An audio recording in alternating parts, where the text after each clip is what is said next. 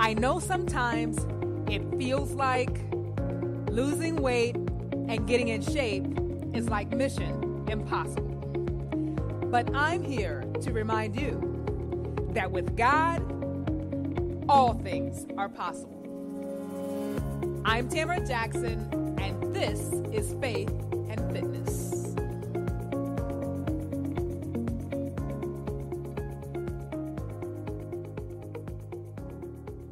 All right, family. Last week, we looked at the story of Abraham and Isaac, and we concluded that no matter how the situation looks, it ain't over until God says it's over.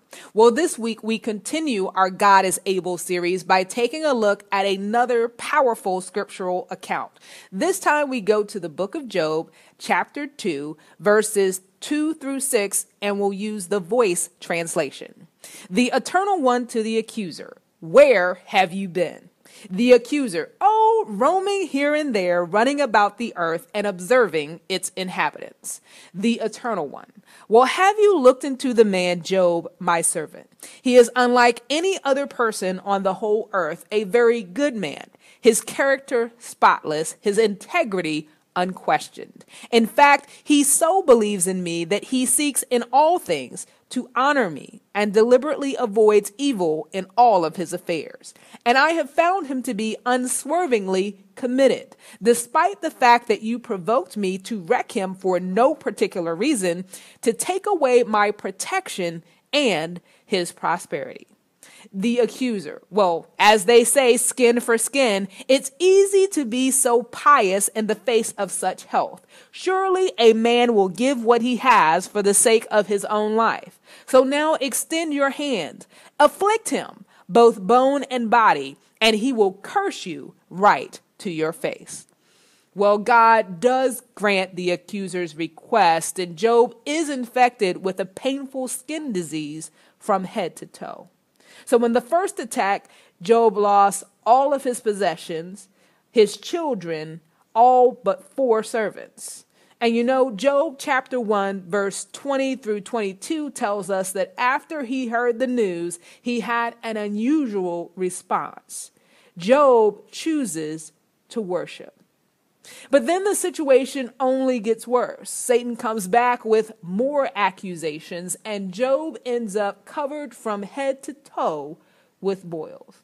Maybe someone out there is feeling like Job today. Maybe you lost your job, and then you lost your home to foreclosure and your car to repossession. And then someone someone very close to you passed away.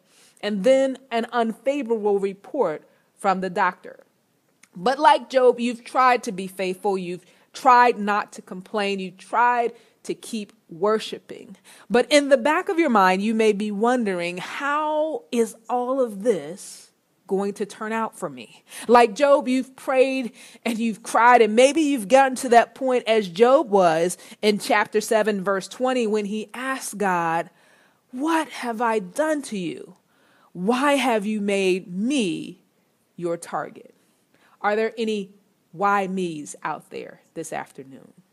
Well, life is full of unexpected twists and turns, and I am so glad that the Bible is left on record to help us make sense of it all.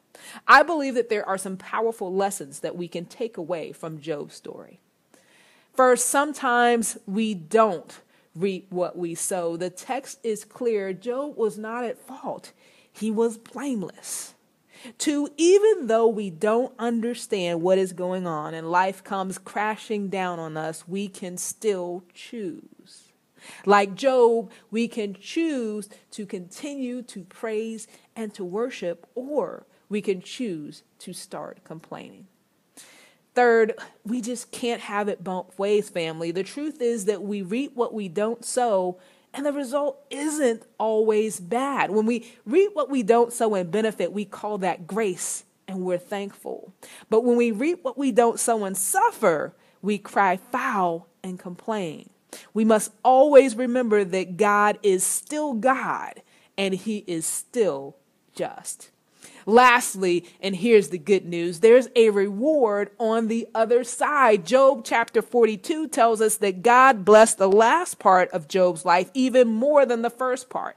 His health was restored. He got double for his trouble and possessions and fathered 7 more sons and 3 more daughters. And get this, he lived to see his children and their children to the 4th generation. My friends, I know that your world, including your health, is turned upside down. But I need you to remember today, the best is yet to come.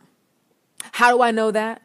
Go with me to Jeremiah chapter 29, verse 11. When life doesn't make sense, we can go to this scripture and find comfort. It reads, "For I know the plans I have for you, plans for peace, not evil, to give you a future and a hope." And I love the way the voice adds emphasis here. It says, never forget that. Family, never forget that, because God has not forgotten us. God has a plan. So keep worshiping and keep believing. The best is yet to come. God bless. You've been listening to Faith and Fitness with me, Tamara Jackson. I hope you've enjoyed the segment. If you'd like to learn more about my journey to health and wholeness and receive free fitness and nutrition tips, visit my website at 265point.com. And yes, I am on social media. You can find me on Facebook at Tamara Jackson Fitness Expert. On Twitter, it's at Fitness Tamara. In case you're not sure, that's TAMARA. Listen, I've had a blast, and I hope that you have too. So let's meet again right here next week on Take It to the Max. Take care, and God bless.